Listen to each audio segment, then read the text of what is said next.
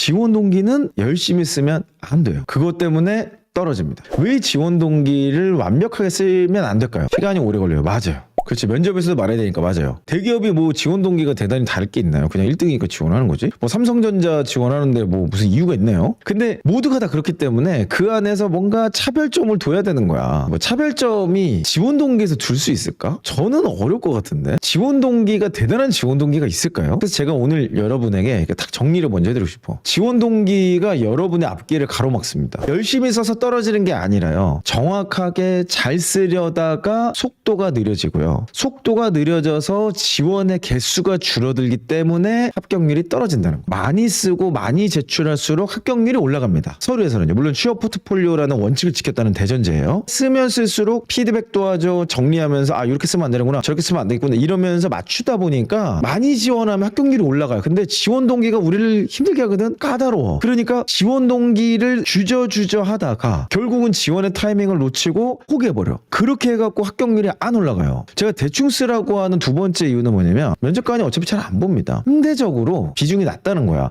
그렇다고 해서 지원 동기가 중요하지 않냐? 그건 아니에요. 면접에서 이거를 반드시 검증을 하니까. 면접에서 중요한 게 지원 동기지 자소서에서 중요한 게 아니에요. 어차피 여러분이 지원 동기에 심혈을 기울이고 내 인생을 갈아 넣어서 쓴다 한들 어떻게 검증하냐고. 면접관이 그거 읽어보면 이 사람은 지원 동기가 아주 좋구만. 이 사람은 지원 동기가 별로야.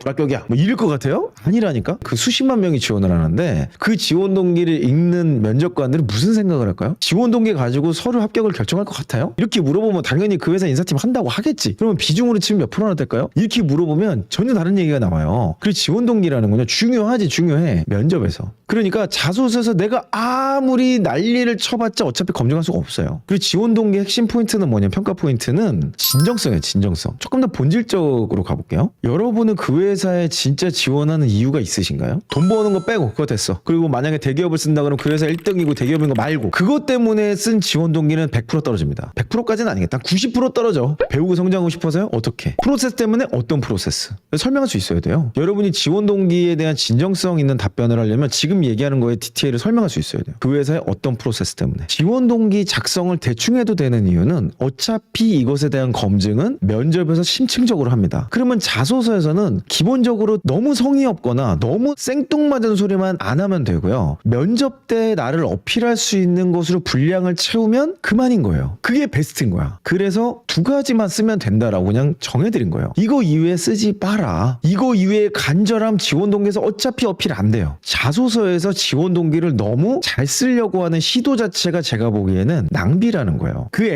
에너지조차도 필살기에 몰빵을 해야 돼요. 필살기가 한 70% 가까이를 결정합니다. 합부를. 인성이 한 20%. 그리고 지원 동기가 몇 점이라고 그랬어요? 그렇지. 마이너스 100점까지는 모르겠지만 마이너스 50점이야. 지원 동기는 지원 동기 때문에 합격을 시키는 게 아니라 지원 동기 때문에 떨어뜨리는 거예요. 결론은 제가 지금 말씀드린 저 프레임 딱 두 가지만 얘기하면 돼. 1번 기업의 핵심 정보와 방향성을 조사한 내용으로 내가 그냥 느끼는 거야. 내가 그냥 느낀 점 정도를 간략하게 브리핑하는 거예요. 그리고 밑에 단락에는 내가 이 회사에서 기여할 수 있는 내용을 다시 한번 언급하는 거죠. 그렇죠. 관심 정도만 보는 거예요. 그러니까 잘 쓸수록 마이너스는 물론 아니지만 잘 쓴다 해서 얻을 게 그닥 크지 않다는 얘기죠. 그러니까 차라리 지원 동기를 대충 쓰고 차라리 더 많은 곳을 쓰고 에너지를 쓴다면 필살기 문항에 심혈을 기울이는 게 훨씬 낫다. 이 두 가지면 충분합니다. 그러니까 지원 동기는 되게 쉬운 거예요. 근데 여기에서 지원 동기에서 여러분이 놓치고 있는 게 요거 하나 좀 설명을 드려야 돼. 자, 매술 욕구 단계 우리 모두가 다 아는 거죠. 생리적 욕구부터 자아실현 욕구까지 5단계로 구성이 됩니다. 그러니까 매술 욕구 5단계 핵심 본질은 그 인간은 분명한 욕구의 단계라는 게 있고 단계의 하위 욕구가 채워지는 순간 불만족 단계로 넘어가서 불평불만한다는 거예요. 그러니까